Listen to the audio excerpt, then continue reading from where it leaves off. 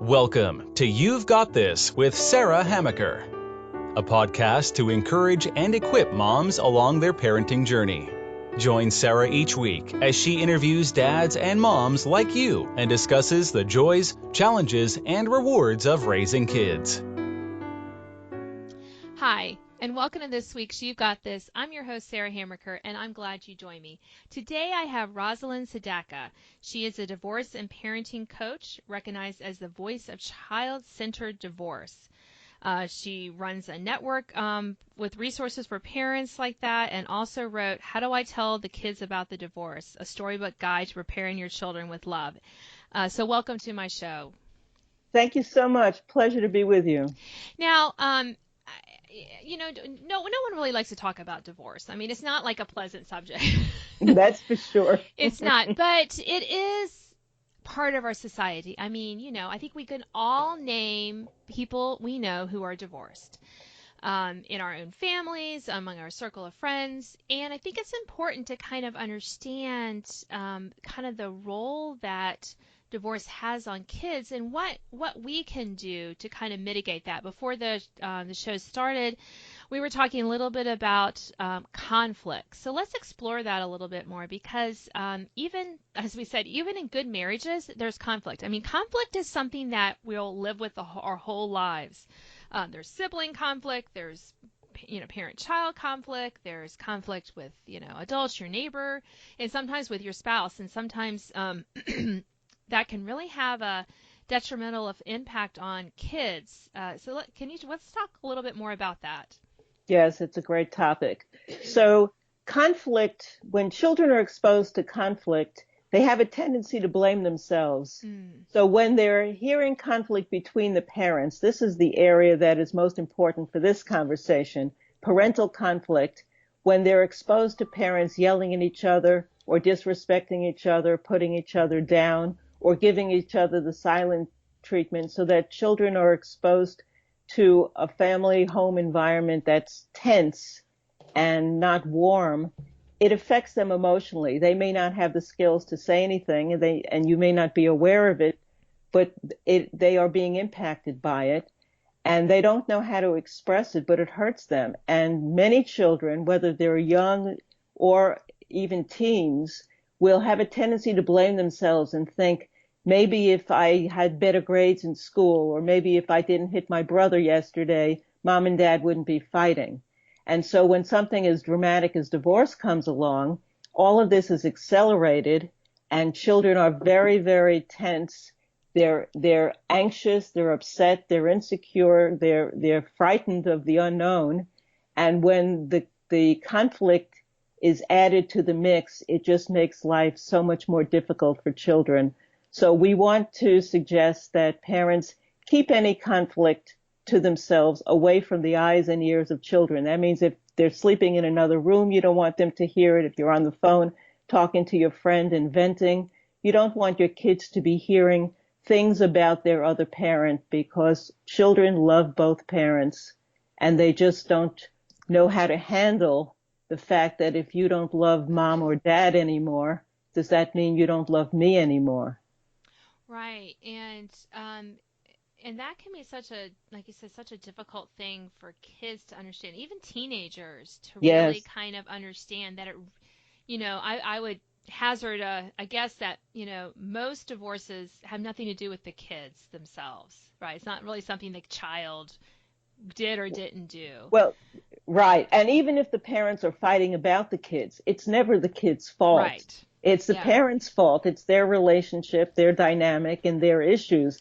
So even if the kids hear you fighting about little Johnny, it doesn't mean that it's the child's fault. But children will hear those things, and they don't understand how to unravel it, nor do parents very well. So imagine how confusing it is for children when they're exposed to that.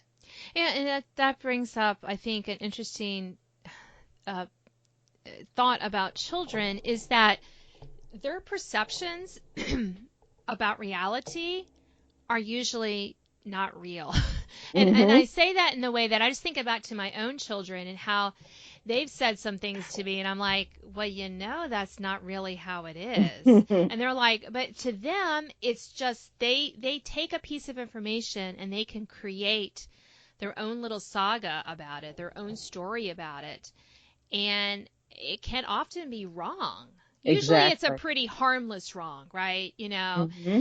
But they're like, oh well, that neighbor across the way, there's something wrong. Well, why? Well, I saw him limping going to his car. What does that mean? He's a monster. When your kids are little and Hmm. they're all kind of or whatever it could be.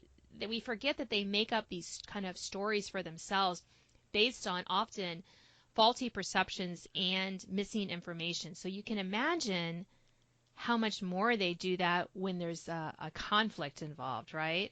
Exactly. You're right on target with that. And so it's very important to have a good relationship in communication with your children, especially when anything dramatic is happening in the family environment. And that's not easy because some parents are used to just having the mundane conversations about dinner and homework, and they're not really listening to their kids. But when something important is going on in the family environment, we need to be able to talk to our kids and hear what they're feeling because they can't express exactly what's going on with them. But let them vent, let them talk, let them share what's going on so we get a glimpse into what's happening. So we could say as a mother or father, hey, that's not really so, or remind them that mom and dad will always be your mom and dad, even if we're getting a divorce or even if we're separating, and that mom and dad will always love you, and that's never going to change. Kids need to hear certain things repeated again and again and again during challenging times in their lives. Right. And it's always important to tell them that you love them. I mean, we Yes. should show them that we love them, but I tell my kids that almost every day Mm-hmm. because I figure half the time they don't really hear it. That's right. Right? I mean, Mm-hmm. just think about how many times, and I try to tell my spouse that as well because I want him to know that I love him. Yes. Too, but I think that especially for our kids, I don't think we can ever tell them that too much. And I think sometimes when I coaching some parenting clients, and they're telling me about all the problems they have with this kid and yada yada yada, and I just say, well, when was the last time you told him you loved him? Yes. When was the last time you did something with them that showed that you knew who they were and that you appreciated them for that? And there's often this long pause and they're like, it's been a while. So that's your top priority. You need to restore that relationship so that you can help mend, then you can address the misbehavior. I totally agree with what you're saying. It's very important.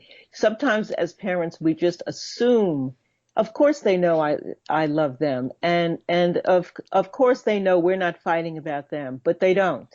And as confusing as something like divorce or a breakup is for parents, it's that much more confusing for children. And what we want to do and what we owe them as parents is to minimize the tension for them and let them know that much is going to still be the same in their life and reduce their being surrounded by pain and conflict and anger and emotions that they can't do anything about because they're helpless. Right. Right. And I think we forget too how witnessing an argument or that tension and conflict in the house, between mom and dad, can just really, confuse a child because they don't know what to do with emotions like that, and then that doesn't make them feel good. So then they have all these yucky emotions roiling around inside them. Um, let's switch gears just a little bit, and can you give any tips on, I mean, our kids are going to see us fighting, whether it's healthy or not, So are there any we can do the best we can not to do it in front of them, but it's going to happen because we're all human, right? So Mm-hmm. do you have any advice on how to help our kids understand that just because we have an argument every once in a while doesn't mean we're getting divorced, and on that kind of the opposite side of that? Mm-hmm. Certainly. So it's very important for you to talk to the kids, especially after they hear something that may be uncomfortable for them, and just say, Mom and Dad have disagreements about some things. We're sorry you had to hear that, but it's okay because people disagree. You know, you had a fight with your brother yesterday. So Mm. it talking about these things and then asking some questions. How did that make you feel? And then when your child shares whatever they're feeling, just acknowledge them. All human beings want to feel acknowledged and heard. Mm. And that's the first thing we forget in communication between people. If you can do nothing else, acknowledging that they have a right to feel what they're feeling and letting them know you heard and you think you understand what they're saying will go a long way to diffusing tension and calming the situation. Very often fights accelerate because we put one another on the defensive. And we use you language. We point our finger and we say, you always do this. You said that.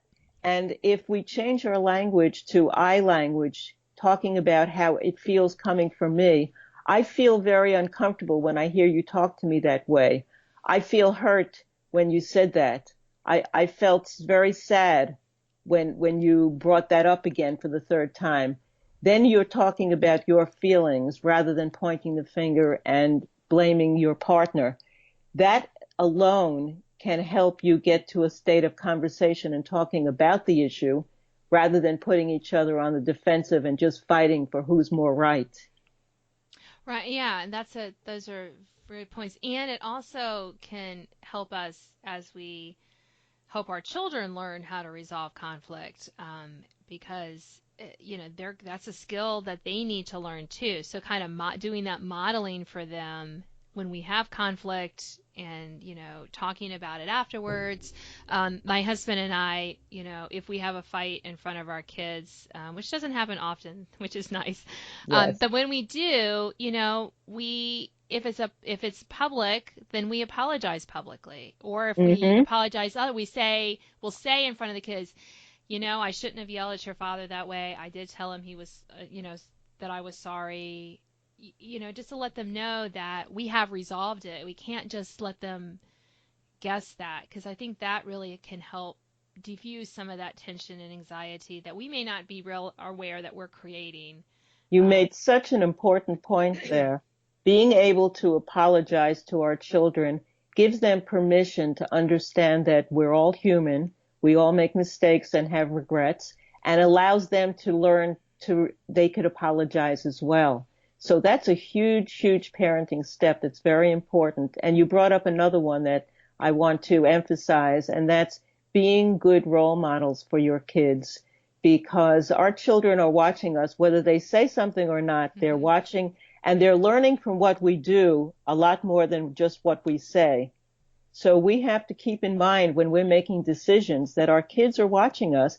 How could we expect them to behave in a civilized, respectful way with their siblings, with their friends, and with others in the neighborhood when they're looking at their parents who are not behaving in that way? So we really have to be very mindful about being role models. And if we make a mistake, step up and say, I realize that I shouldn't have done that or said that, and I apologize to you or to daddy or whoever it is. And the kids are learning it's okay to do that. It's a wonderful life lesson that they'll never forget. And I think it also shows them that, you know, people in authority can apologize and still be leaders in their home, right? I mean, it doesn't, Mm-hmm. sometimes I think sometimes people and kids may pick up on this, see an apology as like a weakness, but it's really, I always emphasize it as a strength, right? To be able to say, to admit that you're wrong. And in our household, we have a rule that we can't just say we're sorry. We have to be specific. So you can't just say, Mm-hmm. I'm sorry. You have to say, I'm Yeah. sorry I called you that name, or I'm sorry I yelled at you. I shouldn't have done that. And then to not add excuses, because we always want to say, but, Mm-hmm. but no. So we really worked on that, especially with my kids, with one another. I have 4 children, so there were fights when they're younger, and, Yes. Yes. and it's kind of lesson now. But what we really worked on when they were younger was that admitting why they they they were apologizing, because that just it is humbling. It's humbling to say you're sorry, and it's also humbling to say I'm sorry for yelling at you, or I'm sorry for X. But it makes Yes. such a difference in helping those hurts to be healed as opposed to letting them maybe be half healed because you really didn't believe the apology, right? Exactly. Well, your children are very, very fortunate to have parents like you because I highly um, acclaim the fact of what you're teaching them. It's so very important. It makes a difference, and it makes them more resilient when challenges do occur in the family, a sickness or a loss or anything else. Children who are being taught that are much more able to express themselves and cope with the challenges much more readily. So it's very, very important. I can't emphasize enough being able to apologize, the value of that. Right, and you also brought up a good point that the resiliency of children.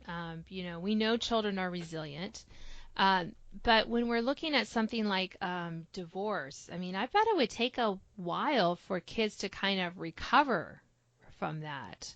And sometimes I feel like, once things are final and mom has a new place or dad has a new place, that we're all just like, okay, everything should be fine. And it often is not. So do you have any advice or ways to kind of help parents who maybe have gone through a divorce and their kids are still quite not recovered from it? Well, yes, and that's the most important facet of it all, because the divorce ends and when the legal issue is resolved, but the post-divorce, the co-parenting goes on for a lifetime, Mm-hmm. and that's where I do most of my coaching is after the divorce in co-parenting. And yes, we as parents have the responsibility to make life as easy for these children because they're innocent. They didn't ask for this situation. Right. And many children do better after the divorce when they're out of a high conflict situation. Some kids have very difficult times because the parents continue the conflict. Mm-hmm. If parents are bad mouthing one another, if parents are using their children as messengers, tell daddy I don't want to do this, tell mommy to pick you up at 4 instead of 5. That's not the job for the child. Mm. And some parents, even worse, try to alienate their child from the other parent and talk to them and say things that are disrespectful so that the child won't like that other parent. And that's divorce in the most terrible form called parental alienation. Yeah. And also when parents are innocently or not so innocently asking their children to spy on the other parent. So what did daddy's girlfriend say to you when you did this and that? And of course you want to share things with your parents, but children start getting very defensive and cautious because they know the agenda that some parents have and they don't feel comfortable. It's a lose-lose for the child. They don't know. They want to protect both parents and they're Mm-hmm. caught in the middle. We as parents don't want to put them in that position. We never want to make our children feel the stress of making lies to defend one parent over the other, or to support one parent over the other, or to have to be doing things that is uncomfortable for them. So conscious, wise parents avoid that, and their children can have a better situation after the divorce if both parents are working together, focused on the children, which is why I created the Child-Centered Divorce Network, because to me, there's nothing more important than protecting your children before, during, and long after that divorce.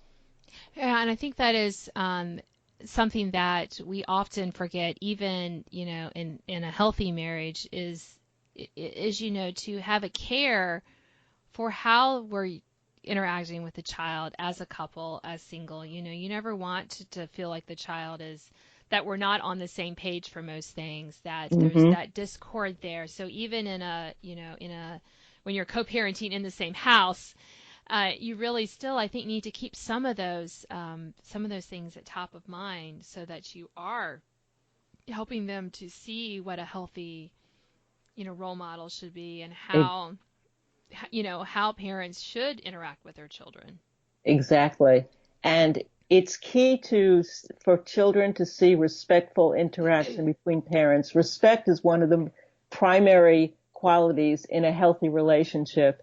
So the more that your children see parents respecting one another and respecting their siblings, then the better the life is for those children. Right. Well, and that's a great way to end our show. Unfortunately, we're out of time already. It always sneaks up on me. So thank you so much for joining me today. It's been a pleasure. Now, you've been listening to You've Got This. I'm your host, Sarah Hammaker, and I've been talking to Rosalind Sadaka. She is a divorce and parenting coach. She's recognized as the voice of child-centered divorce, and you can find some links to her work in the bio connected with this podcast. And I hope that if you're a divorced parent, that you'll take a listen and look at her resources, because I think it'll be very helpful to help keep your children safe and healthy even after divorce. So I hope you'll join me next week. Thanks for listening to this week's podcast of You've Got This with Sarah Hammaker. Sign up to receive notification of new podcasts and listen to previous editions at sarahhammaker.com. Until next time, remember, parenting might be hard sometimes, but don't worry, you've got this.